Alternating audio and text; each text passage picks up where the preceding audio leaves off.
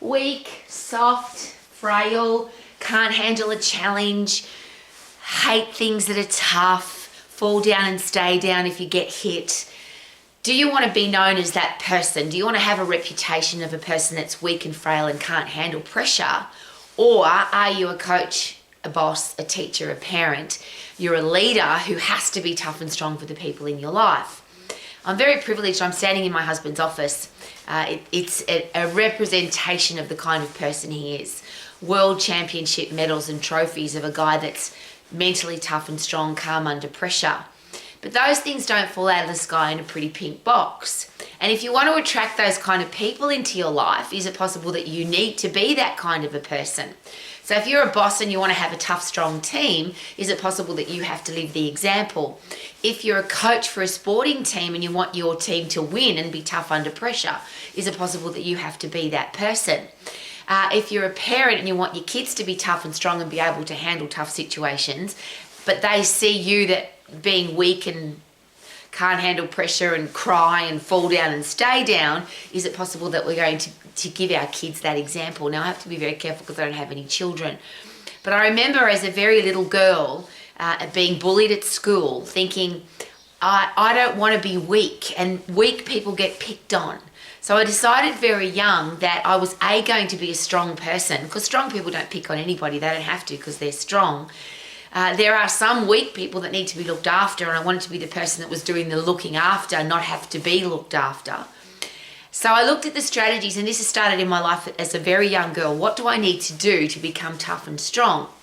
And we live in a world where everything's about easy. How can I lose weight easy? How can I get strong easy? Can I take a pill? Can I do it fast? Can I cheat?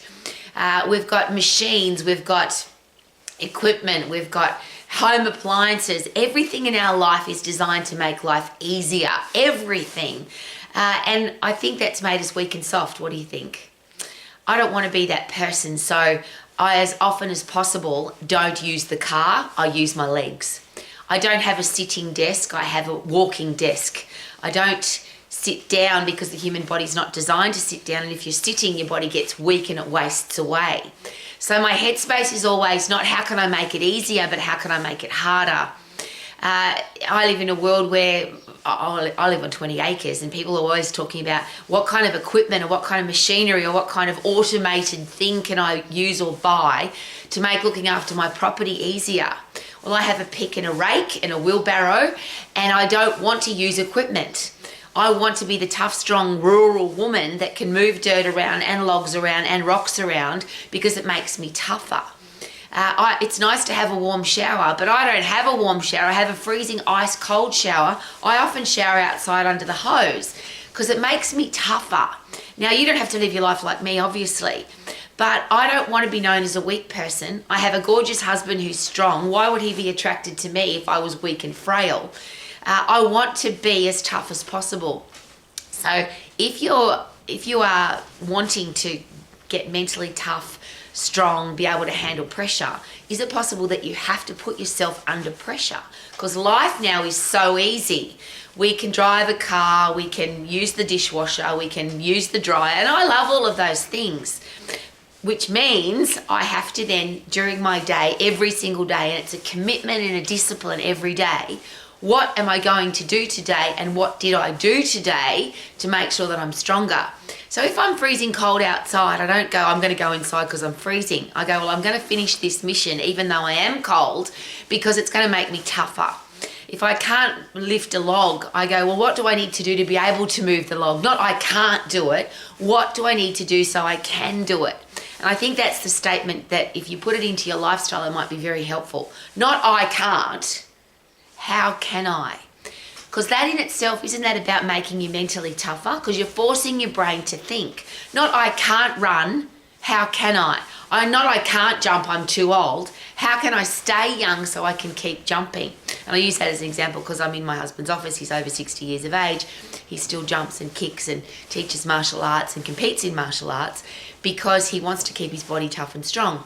And I'm using that, and I love being able to praise my husband, and I'm sharing that with you because wouldn't it be nice to be the person in the life of all the people in your life where people say, she's really tough, he's really strong. I can rely on them to be tough in all situations. So as a mum, as a dad, as a teacher, as a boss, are you doing stuff to make you hard and tough, or are you relying on the world that's easy and soft, and are you looking for easy ways to do things? So if you've got an opportunity, and these are just simple things. There's escalators and stairs. Do you always take the stairs or do you rely on the escalator? People say to me, oh, the office I have to go to is on the 12th floor. I'll take the lift. Why? You're quite capable of walking 12 flights of stairs, and what if you had to? And that's another great question to ask. If I didn't have this piece of equipment, what would I need to do so that I could still get the job done? The questions that we ask our own brain, surely that forces us to become more mentally tough. We talk about we want our kids to be resilient, and I use this as a very controversial thing. But the first thing we do if our kids are sick or tired or they've got a runny nose, we race them off to the doctor. Well, I use an example because my mother was a nurse, a medically trained nurse, and she did her training in the Second World War in Berlin, in Germany. So there were really tough times. So I was brought up by a mum who, it was never about go to the hospital, go to the doctor. It was how can we fix this without anything medical. So if I cut myself, I've got some great scars on my body, but I never got stitches for those. My mother worked out a way that if I cut myself, she would bandage it, tighten it. She was just a resilient nurse. She didn't race me off to get medication. She looked for, because obviously in the war in Germany, there was no medication. So my mother's brain space was always about how can we be healthy, fit and strong without medication, without pharmaceuticals. Now we're very privileged to live in a world where there's lots of medications and pharmaceuticals. But I was also brought up with this statement. If I've got a runny nose or if I'm sick, it'll take about 2 weeks for it to get out of my body completely on its own. Or if I go to the doctor and get antibiotics, it'll take about 14 days. The human body, if you force it to be strong, it will look after you. And I love that quote. If I look after my body, it will look after me. So that's the only thing I'm asking. If you're a parent, a teacher, a coach, a boss, or a leader, are you as physically fit as you can possibly be? Are you as physically strong as you can possibly be? And obviously when those two systems in your body, your cardiovascular respiratory system is fit and strong, and if your muscles, skeletal and muscular system is fit and strong, those systems send messages to your brain to say, every time you get puffed and every time you lift heavy, you've got to be better for next time. It's called the fight and flight system for a reason. It's a system in our body that keeps us alive, keeps us tough and keeps us strong so that we can handle tough situations. So every time you get puffed, your body sends a message to your brain to say, next time we've got to be fitter. If you lift something heavy, your muscles send a message to your brain to say, next time we've got to be stronger. So rather than making excuses about I haven't got time to be fit and strong, could that be the ultimate way to be a tough, strong human being? Get puffed, lift heavy, force your body to be fit and strong mentally and physically, so that not only can you live your life to the max, but people can rely on you. And there are soft, weak people in the world that may need your help.